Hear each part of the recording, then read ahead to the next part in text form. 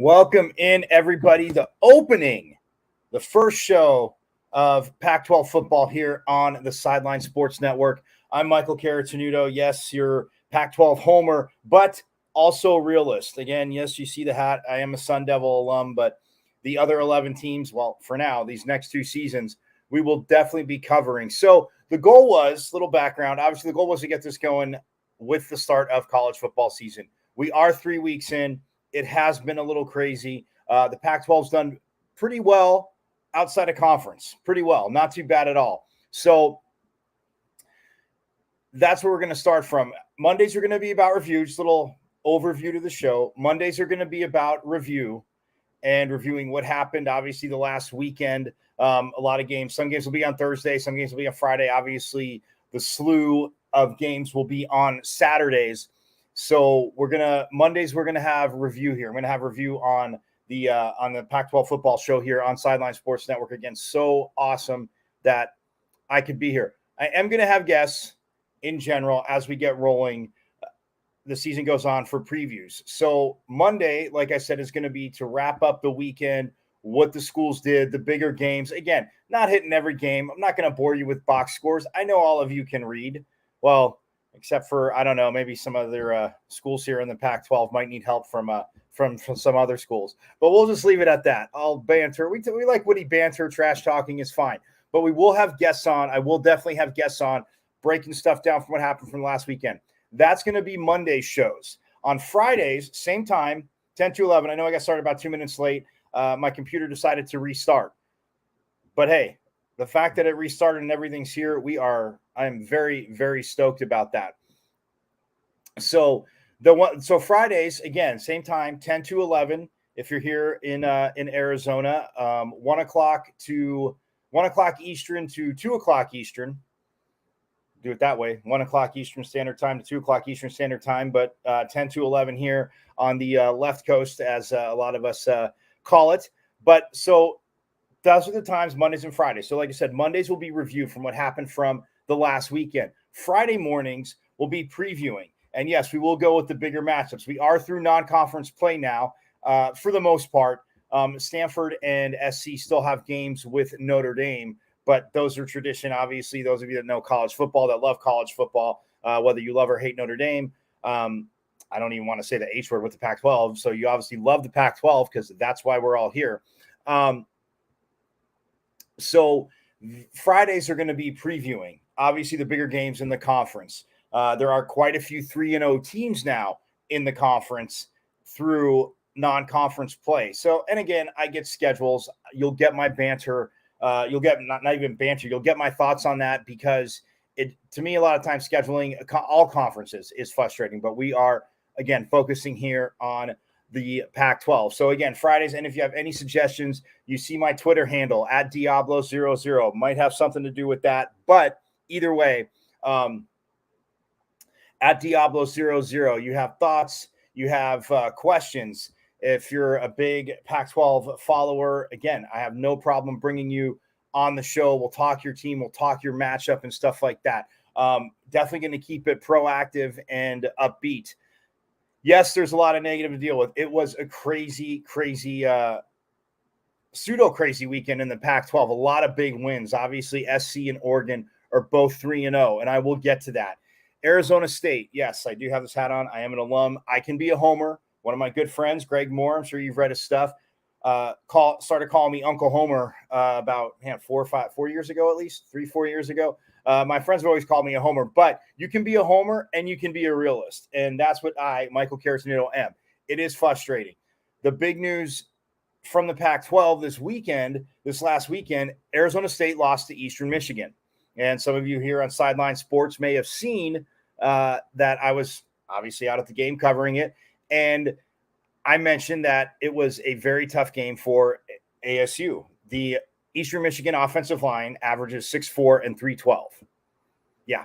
Like I said the other night, let that sink in. That is big boy. That's a big boy line that can bully ball any line in any conference. And I'm not being a homer for the Pac-12. Do the math. 6'4" and 312. Absolutely huge. Absolutely huge. But nonetheless, the Sun Devils fell to The Eagles, no, not Philadelphia, Eric Wilson. The Sun Devils will beat them. But anyway, I digress. The Sun Devils fell to the Eagles of Eastern Michigan. And after the game, Herm Edwards was, well, he always talks with the vice president of athletics, Ray Anderson, and the president of the university, Michael Crow. He always talks with them. So when you talked with him after the game, they had a conversation. He did his presser after the game, and you tell he was visibly frustrated. So to me, it's one of those things where you can't. Again, people say you can't lose to a team like that, and I say the funny thing is, you can lose to a team like that when they have an offensive line that averages 6'4" and 310. The final score was 30-21. Probably should have got to that first.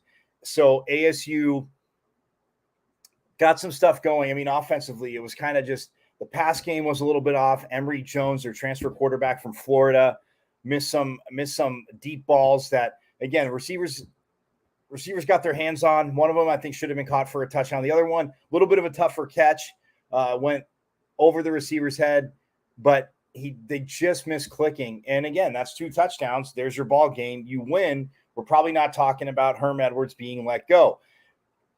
Few things to this. Everybody always looks at, fans always saying, oh, coach got to go. Everybody should, we need to win every game. And yes, when people see an Eastern Michigan, a directional school from anywhere, but in ASU's case, in Eastern Michigan on the schedule, fans do think that, yes, you should be deep enough. You should be able to win.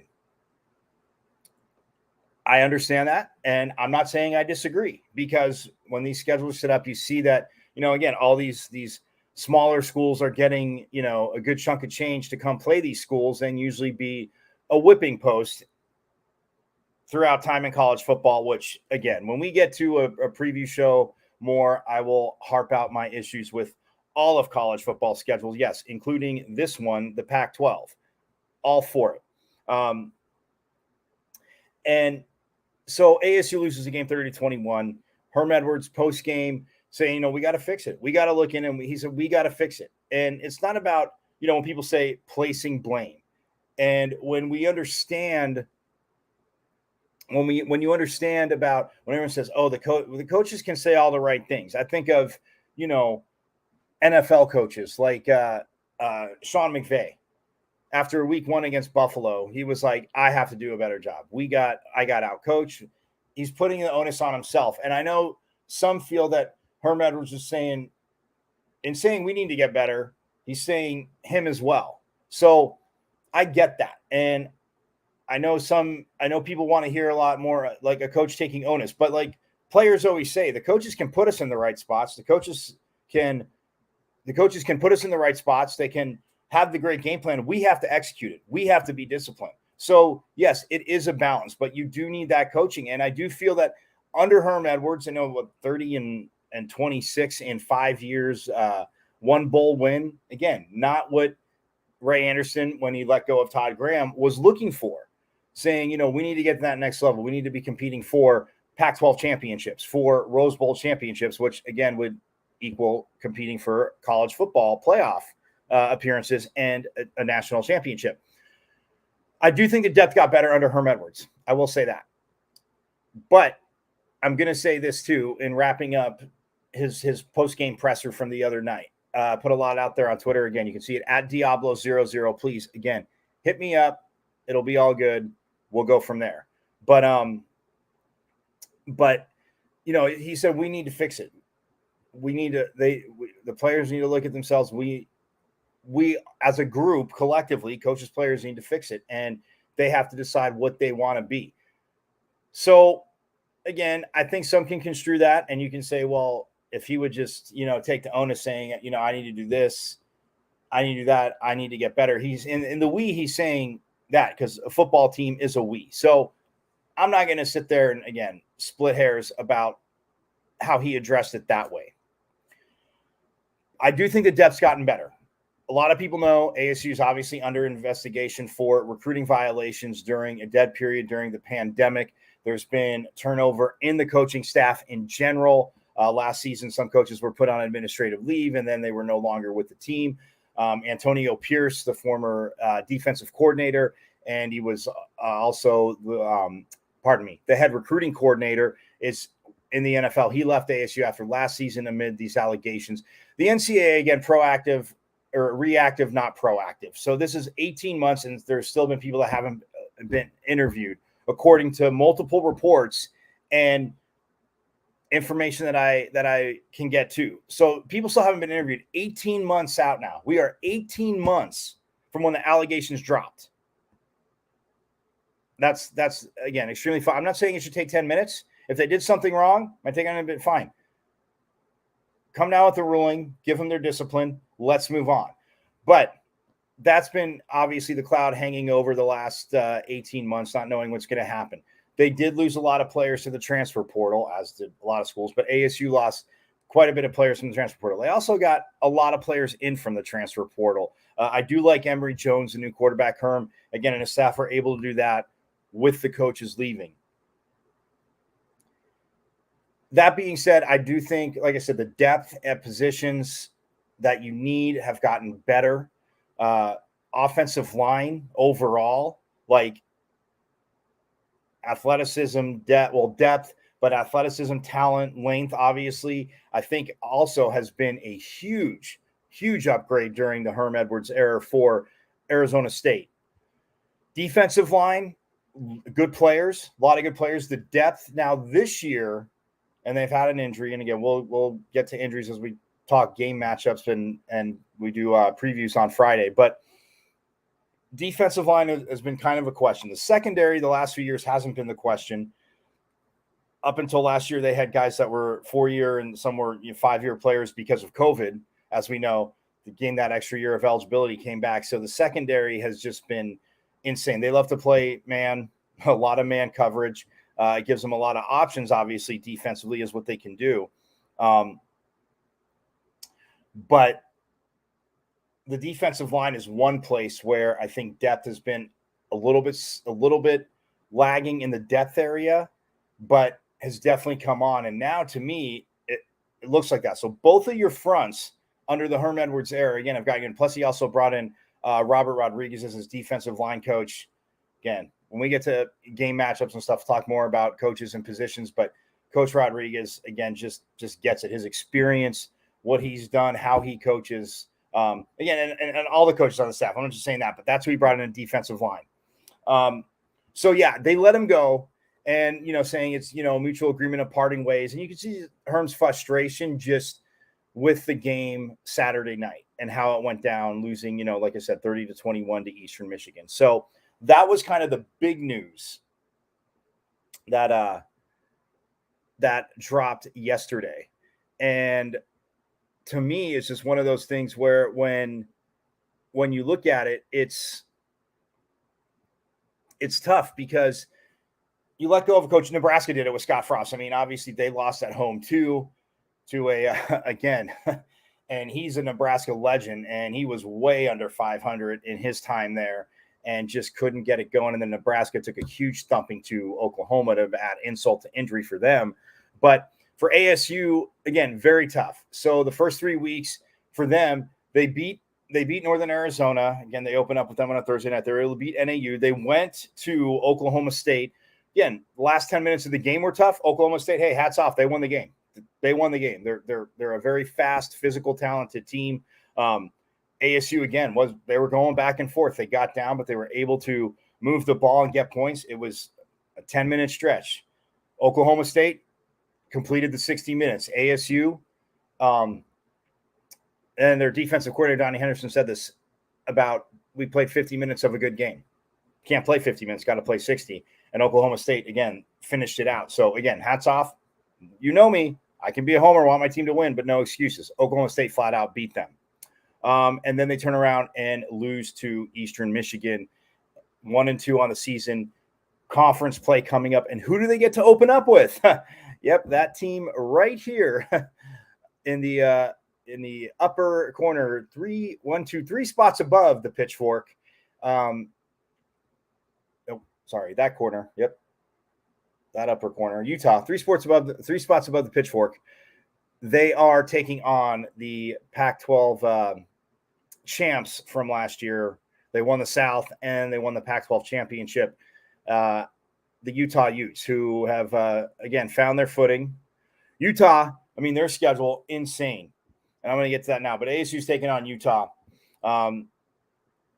They are Pac-12 champs and had that little hiccup in the swamp in Florida. We're in the game.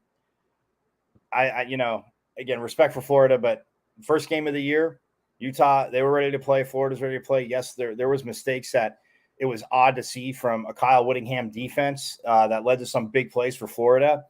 And Cam Rising's interception at the end of the game, that last drive would have been the winning touchdown. So, look, ASU's got Utah next.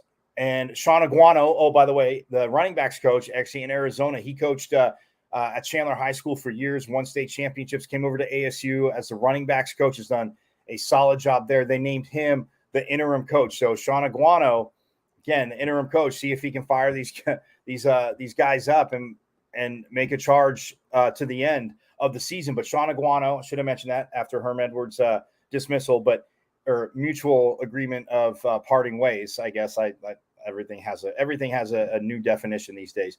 But Utah is ASU's first opponent. Kyle Whittingham and Utah, look, Pac-12 champs from last year. If you see Utah, and I say this to everybody across the country, there's two teams in growing up that, yes, there's been physical teams in the Pac-12. I'm not going to say that other teams are just finesse and they're soft. But if you say you just go from 2000 on, if you want to go from like 2000 to now, 2022, there's two teams in the Pac-12 that you will get beat up on no matter what their record is. You're going to come out of that game. If you won it, you're going to have earned it, every inch of it, because Utah and Stanford are going to punch you in the mouth. They are going to be physical. They are going to be dominating. It's a style of play, especially with Utah now. We'll start with them. They're 2-1 right now, and they are a powerhouse. Kyle Whittingham, coming into the Pac-12, has done a phenomenal job of recruiting. Like I said, I'm not going to bore you with box scores. I'm not going to go over every recruit he's brought in with the transfer portal and everything. But the Utes, you do not want to go play there. The good news for ASU is the game is here in Tempe. The bad news is you open up conference play with the Pac-12 reigning champs in Utah. And like I said, Cam Rising coming back. They are one team that when you look at it, it is they are very, sorry about that. They are very, very tough.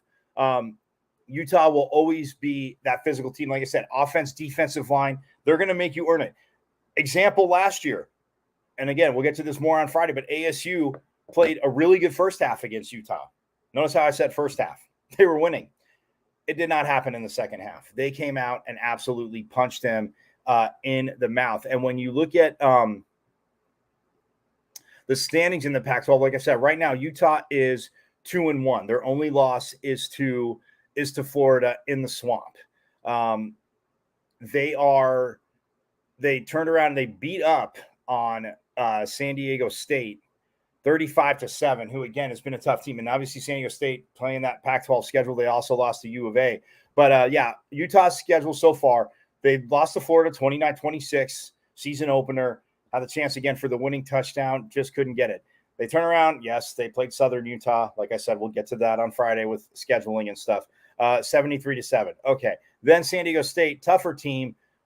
They beat them 35-7, and the Utes are on a roll. But their first three games, again, Florida and San Diego State, you knew those were going to be tough games. But when you look at the Florida game, I mean, to kick off the season, Pac-12 SEC matchups, there was two of them that day, and I'll get to the other one in a second. But it was 29-26. Florida wins the game. But you look at Cam Rising, what he did that game.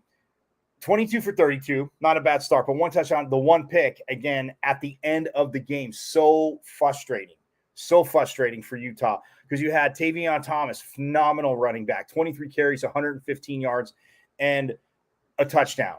And Micah Bernard, I mean, doesn't get many carries, but 3 carries for 6 yards, gets a touchdown. They played a very good game. Their defense gave up, though, 283 yards rushing. Now, 106 of those were to the quarterback, Anthony Richardson. Now, Richardson, it was 17 for 24 passing, for 168 yards. Again, no touchdowns, didn't throw an interception, but he had 11 carries for 106 yards, averaging just about a first down a carry. And that, when you saw that, and you saw if you see some of the film breakdown, and again, I watched the replay of the game, but also breaking down film, and you look at certain plays where Utah defensively, you're like, wow, undisciplined. They gave up 83 yards rushing. Now, Florida gave up 230 yards rushing, which, again, still a lot, but 283 for Utah. Yeah, Kyle Whittingham, the look on his face after that, I would not want to be the Utes players in practice after that week after Florida. Again, you travel to the swamp, and he doesn't make excuses. Coaches, smart coach, no coaches really make excuses, but when you listen to press conferences, this is my pet peeve, especially when here in the Pac-12. But little tangent for a second. In all football, but in all sports, always been, we didn't do this, we didn't do that, we didn't do this, we didn't do that. One of my favorite sports quotes is Mike Tyson's.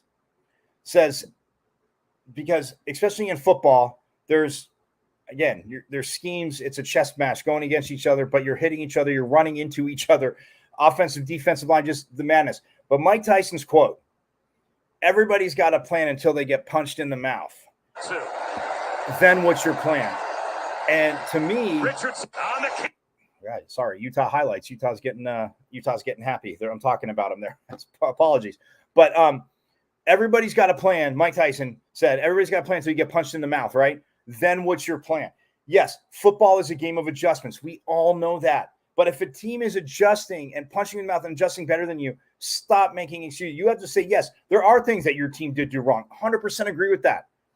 But when you need to give the other team the credit, because there's somebody across the way from you, again, trying to make your life tough. Kyle Whittingham, you can see the look on his face, especially with the amount of yards rushing. Like I said, 283, 116 to the quarterback, to Richardson of Florida. That was tough for Utah. Obviously, Southern Utah, they got to take the beating of that the next week. Like I said, 73-7. And then San Diego State got to take the beating of that. And that's revenge from last year, because Utah dropped their first game last year to San Diego State. So, again, Utah, one of those teams that just their schedule so far has led them to be, again, 2-1, let them be 2-1. But you look at what they are trying to accomplish in the Pac-12, and when we look at the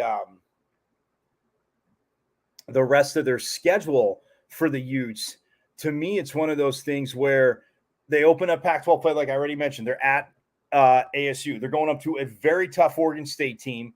Then they host UCLA. They have USC at home, which USC has never. I mean, Lincoln Riley, a new coach, great, but USC has struggled mightily in Utah, which a lot of teams will. Then they go up to Washington State. They come here they go up to Washington State. They host U of A, Arizona.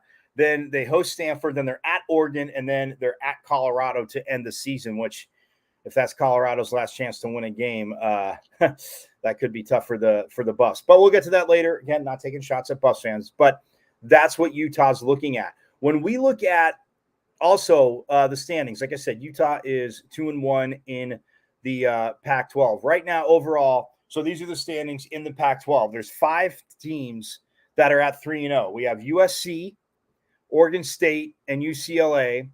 Washington, who's number 18 in the country. By the way, USC is number 7. Washington's 18. They're 3-0.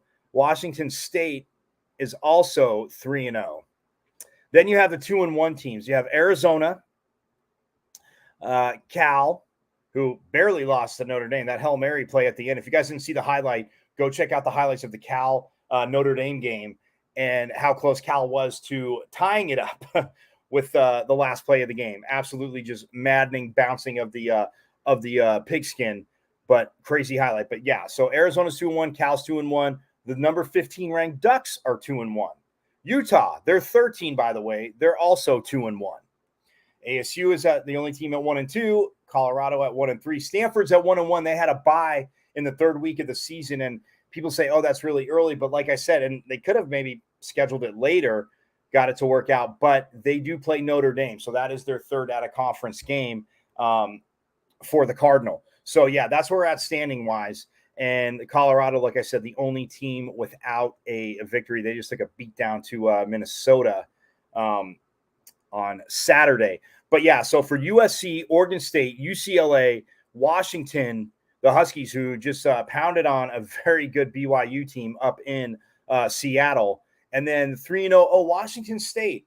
Yes, fans, let's talk about 3-0 Washington State. Well, no, actually, I take that back. So the other, I said I get to the other matchup, and I didn't forget. I have that right here. Oregon and Georgia, the first week of the season. I owed many people, and again, it wasn't a homer pick, not because, and Oregon goes to Georgia. I picked Oregon to win. Dan Lanning, their defensive coordinator for the last season, obviously championship, but who's been the defensive coordinator at Georgia, takes over at Oregon. Okay, and you figure you have quite a few months to get ready for this game. Yes, Georgia lost a ton of guys to the draft, all over, but defensively that he coached, but he still knew those guys. Bo Nix transfers in from Auburn. I'm going to save Bo Nix till the preview on Friday because it just frustrates me. I think Ty Thompson should be starting, but hey, that's just me. I know Oregon, they beat they lost to Georgia. We'll get to more to Oregon in a second, but Bo Nix being the starter, pardon me. So Bo Nix is a starter in the Georgia game. And Georgia scores fast. Their offense is coming out. And, hey, you know what? Hats off to them. It was like midseason form for the Bulldogs. I mean, their offense came out and was absolutely sick. And the Ducks had no answer. I mean, you lose 49-3, opening week or not. Again, no excuses, no yada, yada, yada stuff from me, as you know. But you lose 49-3 in the opening week to Georgia.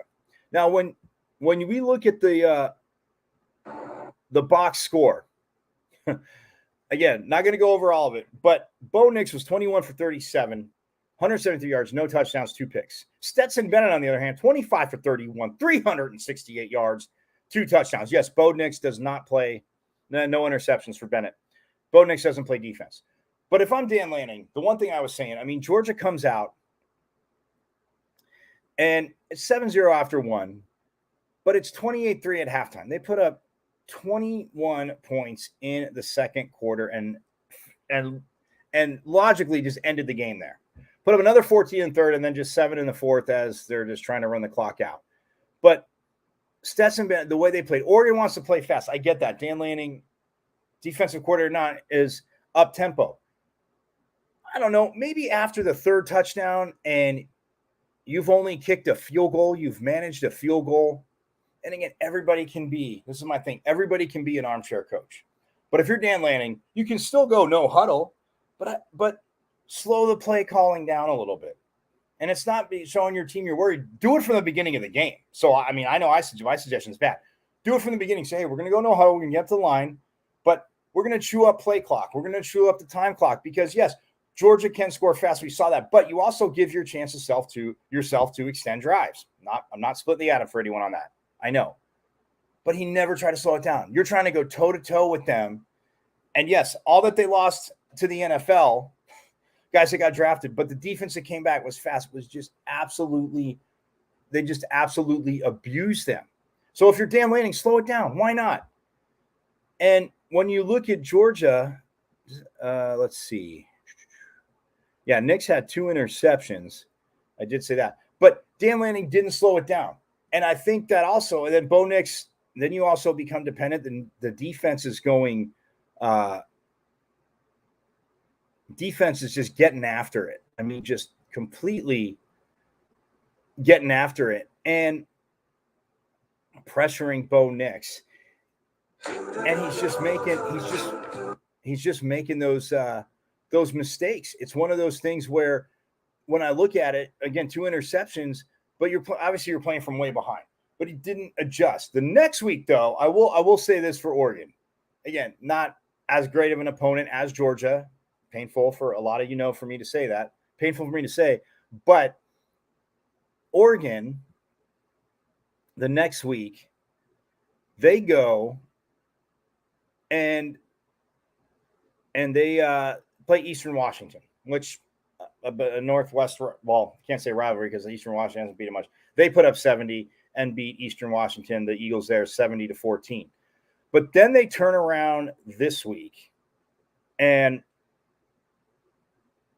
they beat BYU 41-20. And BYU is a 12th ranked team. Well, 12th ranked team in the country. And the way they play, they might not have the depth, but if you've seen BYU play, you know that they are very disciplined. They are very, very, very physical. And Oregon just got up on them. Again, the offense looked good. I will say Bo Nix was staring down receivers a lot, but they were just getting open. So that is a huge win for Dan Lanning and the Ducks to take out BYU 41-20. Because when you look at it, Bo Nix was 13 for 18, but 222 yards and threw 2 touchdowns.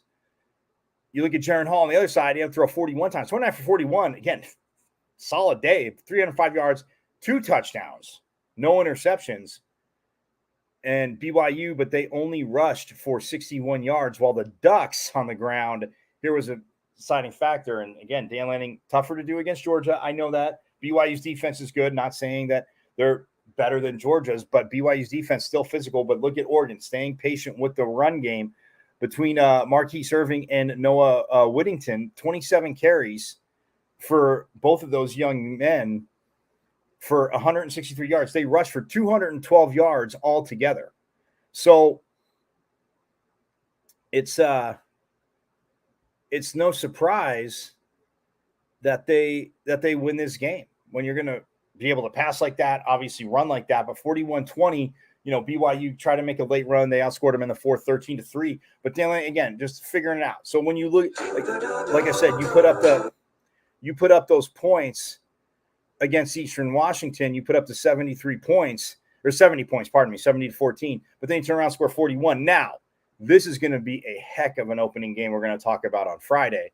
Is Oregon is at Washington State to take on the Cougars, again, who I said are 3-0, which includes a win at Wisconsin. And we'll get to them in a minute. But yeah, so Oregon and Washington State opening it up in Pac-12 play. So again, a lot to digest there. Gonna give you a little bit of a breather for a second. But again, when I get back now, we're going to talk about the other well, I already said Oregon and Washington State. We're going to break down Washington and what they've done and also get to UCLA and USC. So UCLA, USC, and Washington are we're going to get to them too. Didn't forget about them. Like I said, all Pac-12. You see it here. So about 15 seconds, and I will be right back.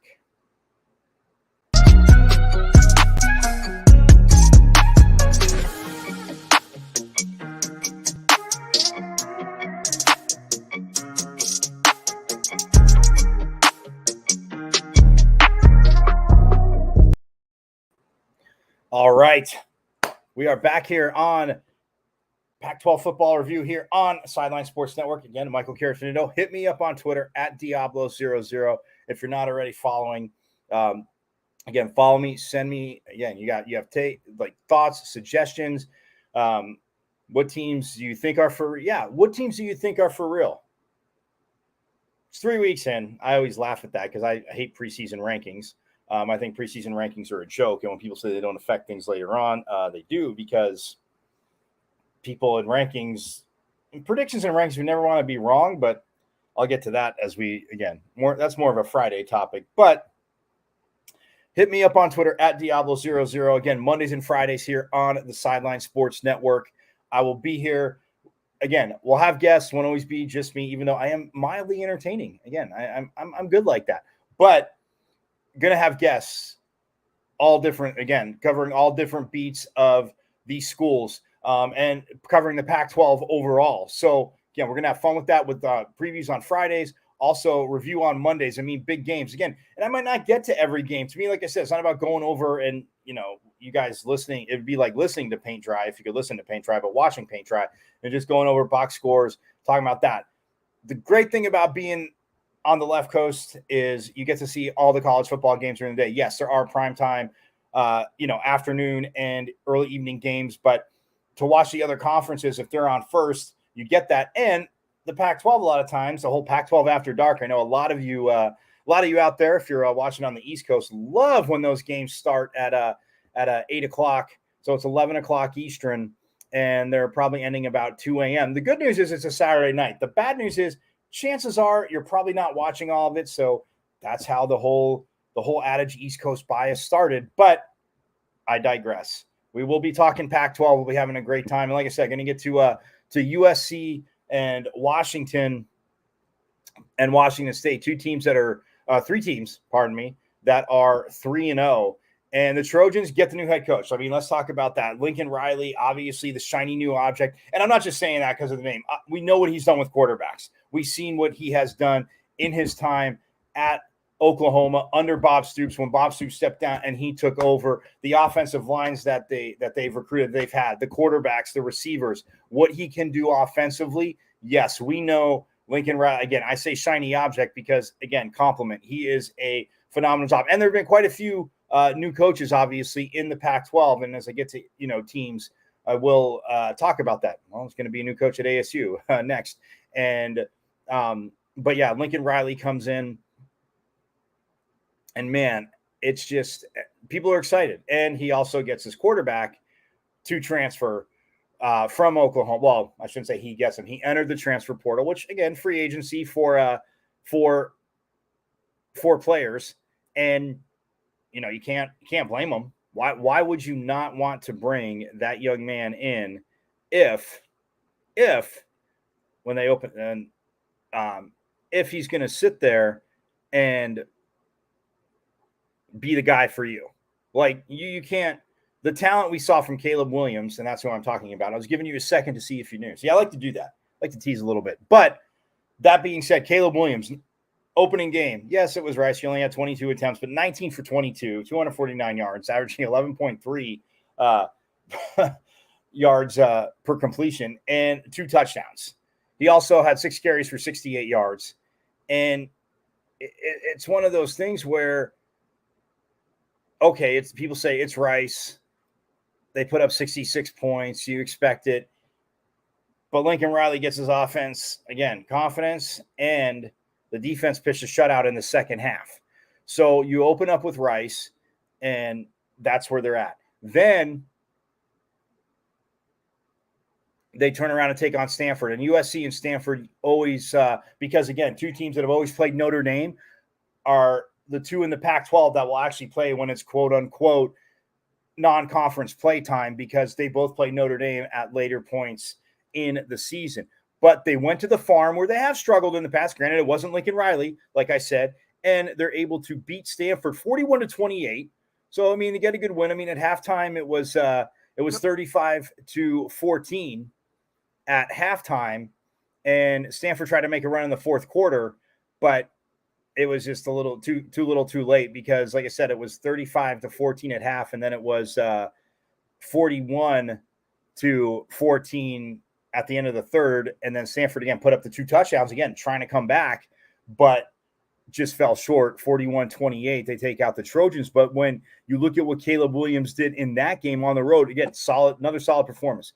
20 for 27, 341 yards, 4 touchdowns, no picks. And he also, he had 9 carries for 4 yards, but that obviously includes sacks, tackles for losses, downing the ball, all that good stuff. But Travis Dye, you look at the running back, this kid has been a stud. And on Friday previews, we'll get more into Dye. But, man, 14 carries, 105 yards, and a touch for Travis Dye. Just becoming that guy. And Tanner McKee, by the way, the quarterback for Stanford, I'm a big fan of too. 20 for 35, 220 yards. He did have a touchdown, but he did turn the ball over twice. But this is going to be a quarterback. I know they're talking about, and we're going to fast forward. I'm not trying to fast forward to the end of the season, because, like the rest of you, I love college football. But when you talk about what this kid might be in the NFL, Tanner McKee, this kid at Stanford, he's definitely going to lead them to some wins. It was tough against USC.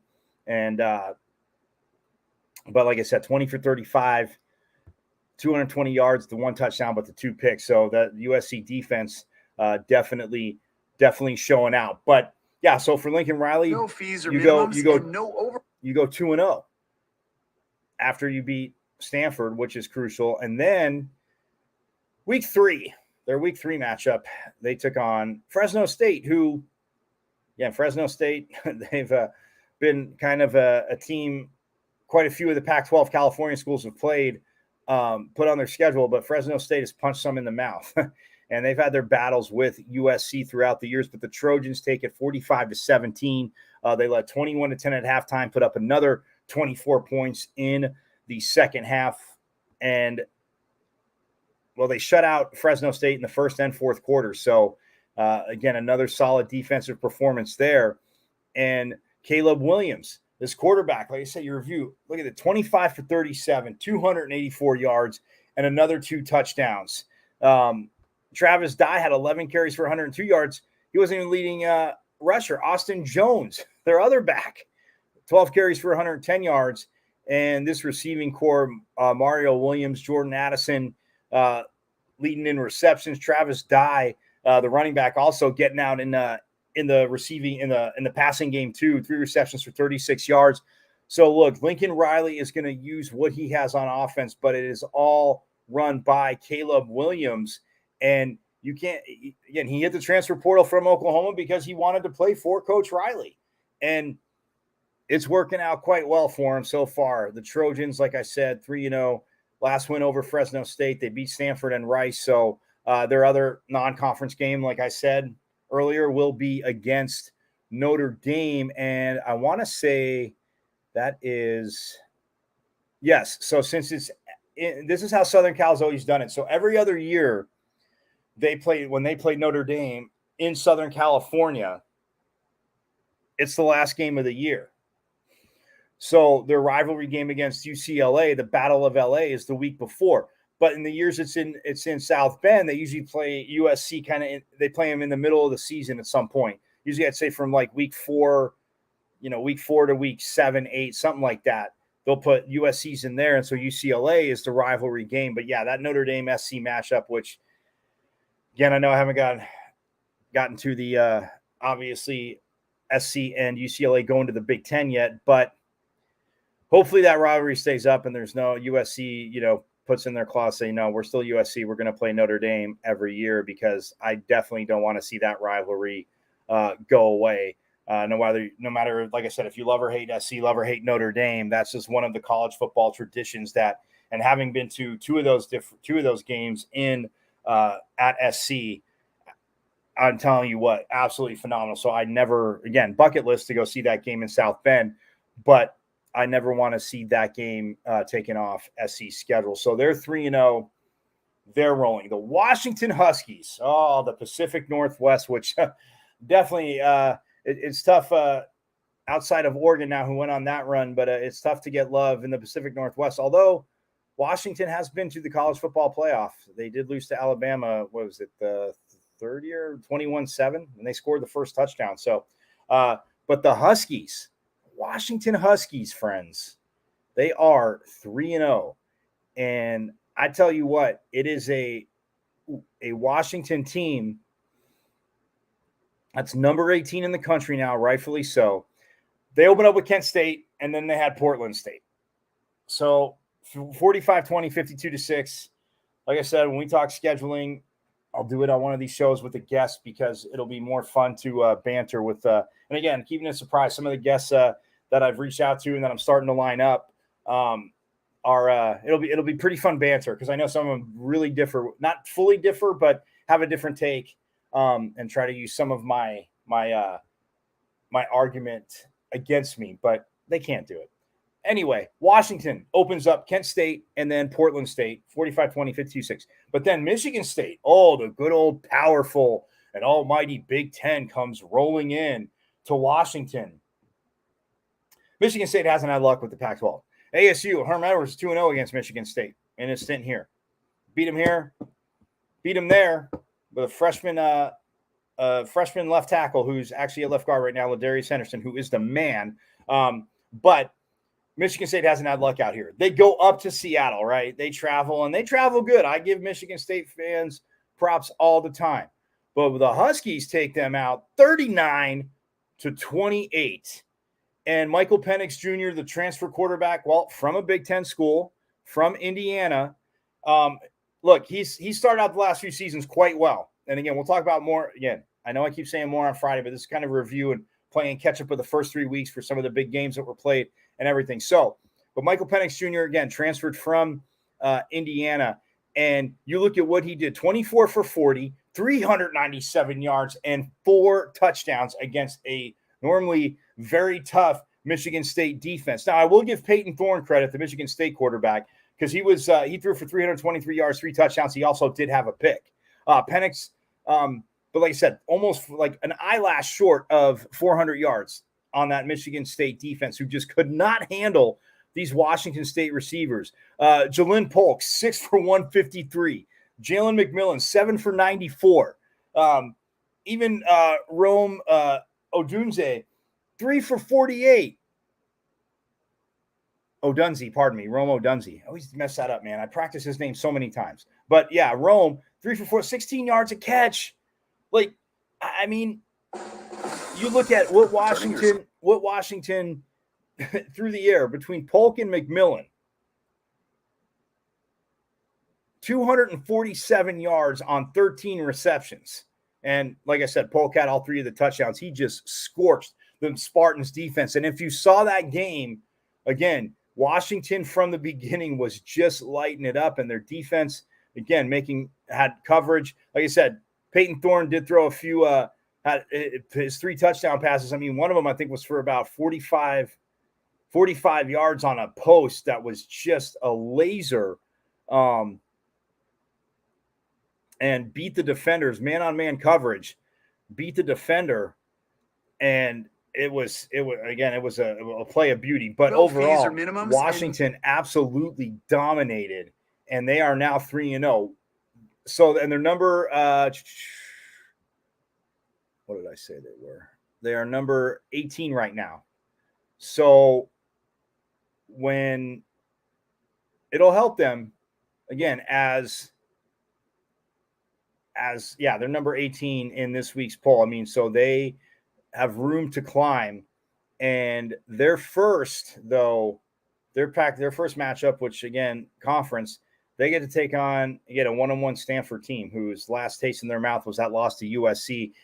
But it is up in Seattle. So their first road game will be at UCLA, and then they come down to Tempe October 8th. But the Huskies, again, if Michael Penix Jr. can do this and this defense plays fast like that and discipline and can hold teams off him, again, to give up 28 points, you're like, okay, not bad. And they score 39.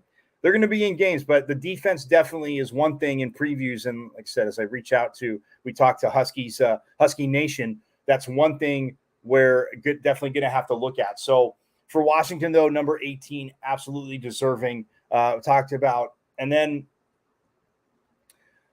Washington State, the other team I definitely want to get to. And again, well, I'll get to Washington State in a second. Arizona is 2-1 as well. They beat San Diego State, and they lost to Mississippi State at home, and they struggled with North Dakota State this last week, and they won 31-28. North Dakota State, for a lot of you that know, is a FCS powerhouse. They are a machine. They do everything that you would definitely want them to do. But lastly, I'm going to wrap up with Washington State today. They are the Cougs are 3-0, and you can't. And again, that Apple Cup battle at the end of the season, again, not trying to fast forward against Washington, is going to be insane, because for Washington State, they took on Idaho. Again, it was a tough team. They struggled, but they won 24-17.